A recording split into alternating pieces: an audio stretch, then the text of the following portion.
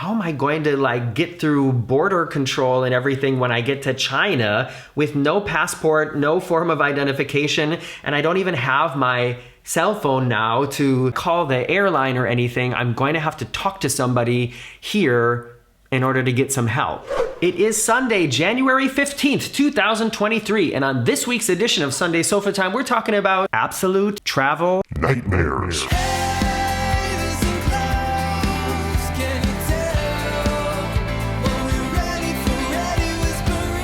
First order of business. This is going to be the last time I'm going to be sitting in front of this red sofa for a couple weeks because we leave for our Florida trip on Tuesday. Next week's Sofa Time will be some surprising sofa someplace in the house that we're staying in, or maybe someplace else.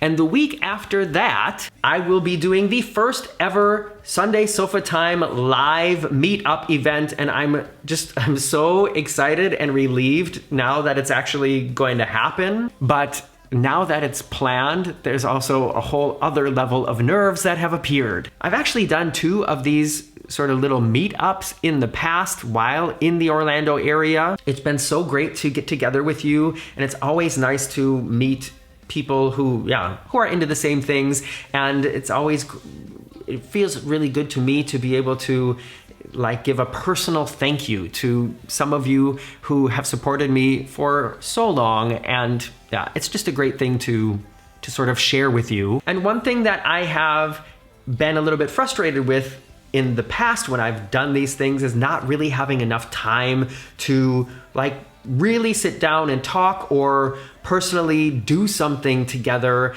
When we've gone to restaurants, we've gone to bars, and then it's just kind of a big group, and the dynamic is weird and it's too loud, and I wanted to do something different, and I wanted to offer a little bit more. So if you don't have the details already and you're interested in coming, please send a mail to sofatimelive@gmail.com. This event will be at the Margaritaville Resort, Orlando, in a private space reserved just for us. It includes a welcome drink. It includes treats provided by Margaritaville. I will not confirm or deny that there will be nachos and margaritas involved. We'll be doing a live taping of Sunday Sofa Time, and we're gonna play some games, and there's gonna be prizes to win, and the prizes are things like Walt Disney World Resort mugs, collector's item all access Royal Caribbean lanyards and stuff, a Harmony of the Seas inaugural season coffee cup, crystal energy, water. I can't believe I still have these. And other bigger and smaller things. I don't wanna say that everybody's gonna go home with a prize, but maybe. It's the evening of January 27th. Margaritaville Resort is very close to the Disney area, so if you're going to be in the area on vacation, or if you live around there,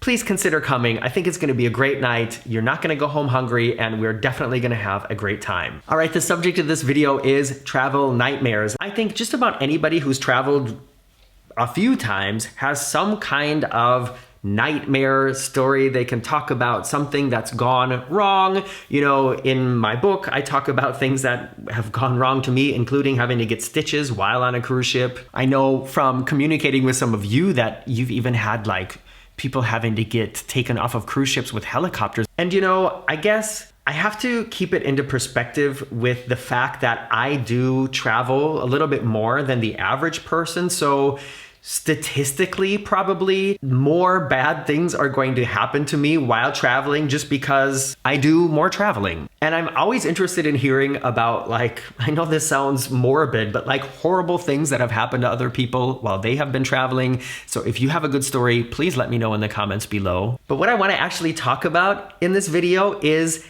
a real nightmare, like a bad dream that I've had recurring now that also has to do with traveling. Now, I don't know about you, but I'm a person, I don't sleep usually through the night. I wake up several times, but when I do fall asleep, and usually the later it gets in the night, the closer it gets to the morning, the deeper I sleep. And I have really vibrant, vivid, sometimes like movie-like dreams. I know there's a lot of people who never remember their dreams. Marcus is one of them. He could not tell you any dream that he's ever had. I don't know if that's an advantage or a disadvantage, because a lot of the dreams that I have are kind of disturbing. And the dreams I want to tell you about in this one are definitely dreams that, have had a negative effect on how I felt when I woke up. The first one that I had, I was for some reason traveling to China. I would love to go to Hong Kong Disneyland. I would love to see Shanghai Disneyland, but I haven't ever planned a trip to China. I am not in the course of planning a trip to China. And in fact, at the moment, I don't think that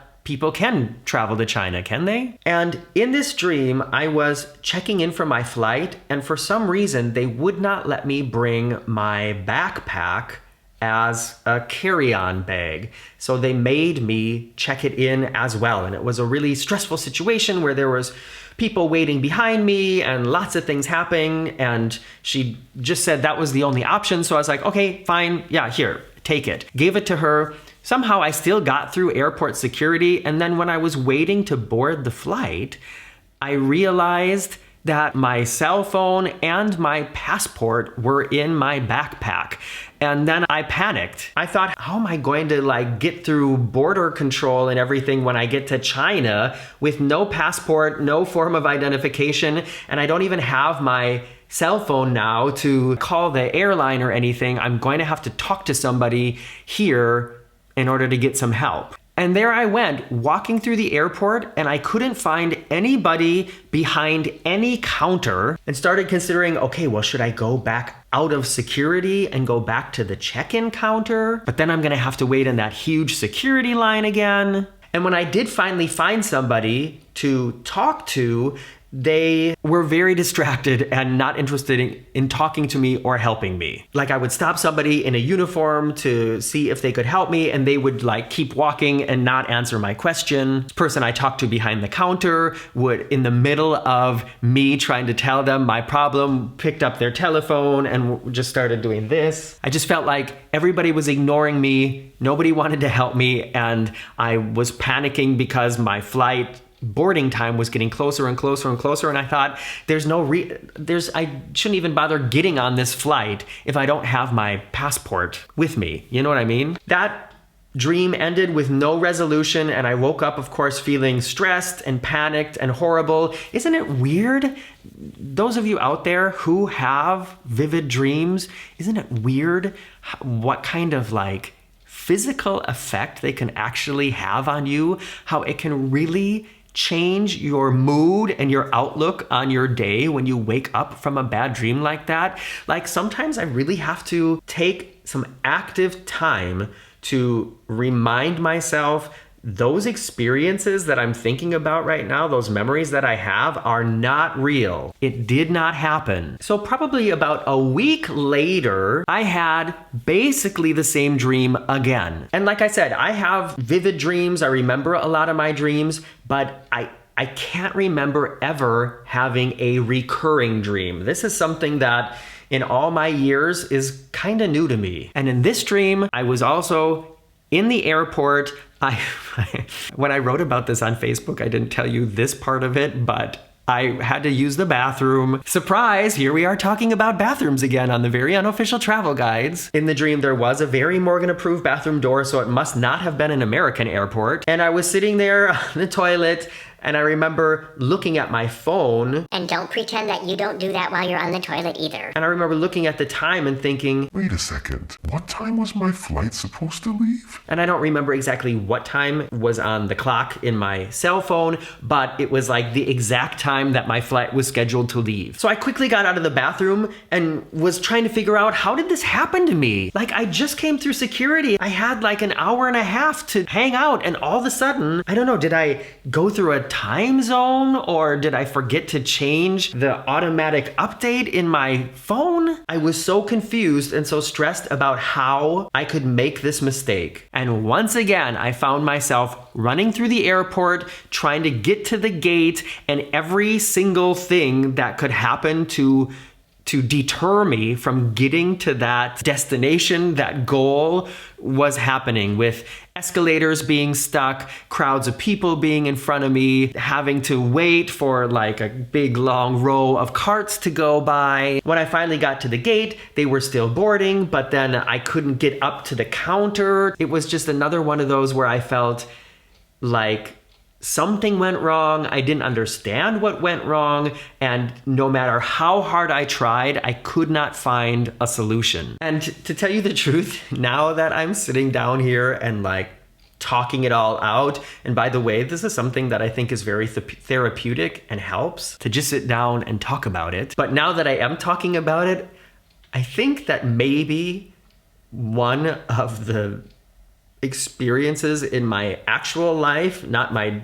dream life, that has led to this has been trying to plan this Sofatime live event. I see a lot of parallels there. It's something really exciting that I'd really like to do that seems kind of far-fetched in a way, like a trip to China right now. There have been many times while I've been trying to plan this that I felt like, okay, everything's going smoothly now, and then I realize it's not. And a lot of these event locations, I don't know, I feel like they're used to dealing with people who are booking for really big events, you know, like weddings and conventions and stuff like that. So little old me, who's just trying to organize a small group of people in some kind of private area where we can have a little bit of atmosphere, have some fun, but also not be disturbed by, you know, outside people or disturb any outside people, doesn't really seem like a priority to a lot of these places. And I have spent a lot of time waiting for answers and writing to these places to get an answer. It wasn't until last night that I was finally able to sign this contract with Margaritaville.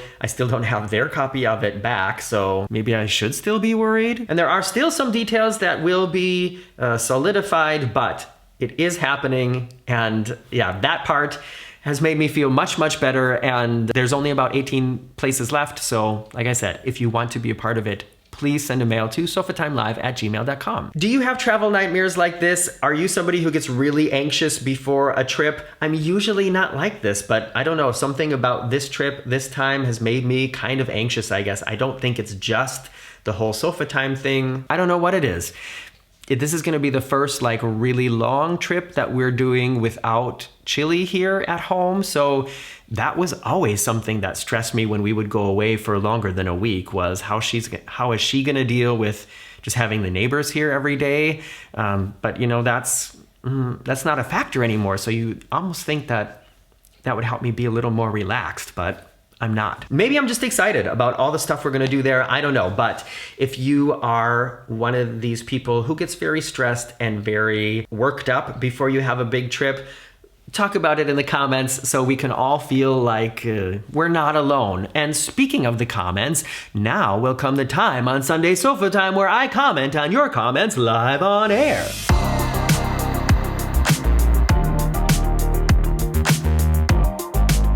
Usually in Comment on Your Comments, I talk about comments from the last Sunday Sofa Time. I'm gonna flip it up a little bit today and do comments from the post that I was talking about these dreams on Facebook. If you have Facebook and you don't follow me there, please look for the Very Unofficial Travel Guides on Facebook. It's a great way to connect. Also gives the opportunity to send private messages if you have anything like travel plans or whatever that you maybe want some advice from. That's a great place to do it. Anyways, the first comment is from Andy Whiting. Andy writes, "This dream could be from a real event in your life where some authority had interfered with a very important decision you were making, but maybe not even travel. The fact that you were safe but ignored tells me that you at the time were young and not in a position of making choices for yourself yet. The frustration or anger also tells me that this is a younger emotion that we all feel at that age. Our adult mind in a dream would have simply stopped and thought of or through a positive solution or woke ourselves up. If I am completely wrong, then I'm sorry. I've helped my friends with their dreams in the past." And Andy, I wrote to you here, but I just thought this was a really interesting interpretation. Yeah, this is exactly how I felt. It felt wrong to be so helpless. I remember in the dream thinking, I can't believe that I can't solve this. And yeah, in a way, the planning stages of this upcoming event, it had me feeling like that sometimes. So Andy, I really don't think that you're that far off. This is a lot of how I felt. Next comment is from Billy Pate Clark. "Dreams can freak you out." You can say that again. "A few years ago, my sister dreamed she missed the ship in a port. On our next cruise, our husbands were watch shopping, and my sister and I walked away and went to the next store. We somehow lost them. My sister didn't have her ship card or ID. Oh, I see. I was gonna say, why? What was she doing out of the ship without her ship card and ID? But let me just continue. Her husband had the backpack with everything in it. After a while, we began to think that they were kidnapped or something. It began to become frightening. Long story short, we stayed by the store where we last saw them. They finally, more than an hour later, came out of the store smiling with new watches. The salesman had taken them to a different part of the store that could not be seen from the front. Bottom line, dreams can alter your thinking. We laugh now, but my sister was crying then. She always carries her own ID, which, not a bad idea anyways, but yeah. It's just so weird how like that part of your head works and they turn into actual memories, and sometimes it's tough to discern between what are the dream memories and what are memories of things that really happened, It happens to me. I think it's weird. Final comment is from Leah Stroken. Leah writes, my guess is you are feeling completely disconnected from something and you are not able to get your voice heard and are feeling lost about it. Because you travel so much, the rest is just a metaphor for your unconscious mind to get the point across. Yeah, that is also a very likely possibility that this has nothing to do with traveling, but because traveling is something that I go through a lot, that's just sort of the setting that my mind put this problem in that I need to work through. But if it's not actually travel related, I honestly don't know exactly what it would be right now, other than the only other thing that's been stressing me a little bit, and I talked about this in my second channel video over on Guten Morgen, is just the whole tax situation thing, because now I'm no longer classified as a small business in Germany. Very special thanks to all of you for the support of watching the videos, signing up for Patreon, buying the book. Thanks. Now I'm a big business. And with becoming a big business, you get big business problems. And one of them is it changes the tax bracket and the way you have to declare your taxes and how often you have to declare your income here in Germany. And so that's a whole learning curve for me that has been stressing me out. I don't know if this recurring dream is related to that, but it might be. All right, everybody, have a great weekend. Have a great rest of the Sunday or whatever day you're watching this. Make sure you tune in next week for Sofatime from Florida, and check out Facebook and Instagram where you'll see daily that moment updates of where I am and what I'm doing at this time. I'm Morgan from the Very Unofficial Travel Guides. See you later.